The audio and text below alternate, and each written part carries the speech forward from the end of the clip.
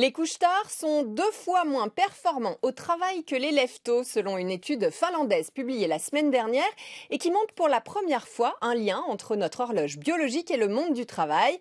Faire une présentation à un client ou aller visser des boulons à l'usine après une courte nuit, souvent on se sent moins performant. Mais est-ce que c'est parce qu'on manque de sommeil ou parce que l'on n'est pas du matin? Ces chercheurs de l'université d'Oulu en Finlande ont voulu savoir s'il y avait un rythme biologique plus adapté au monde du travail.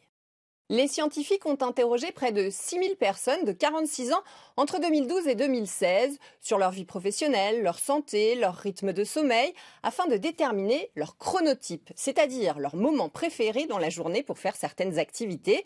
Et ils ont montré que les noctambules s'estiment moins performants que les autres dans leur travail. Ils partent même plutôt en retraite en raison d'invalidité. Leur aptitude au monde professionnel est 2 fois moins bonne que celle des gens du matin, quel que soit leur sexe, la durée de leur sommeil ou même leurs horaires de travail, selon cette analyse publiée dans la revue Médecine du travail et de l'environnement.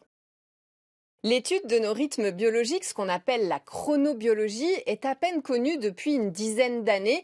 Nous avons compris que notre corps respecte un rythme circadien, c'est-à-dire sur 24 heures lié à la présence ou à l'absence de lumière. Par exemple, en fin de journée, nous commençons à sécréter de la mélatonine, cette hormone qui va nous aider à nous endormir. Et le matin, la température de notre corps est plus basse. Cela a un impact sur beaucoup de nos fonctions biologiques, notre digestion, notre système cardiovasculaire, notre système immunitaire.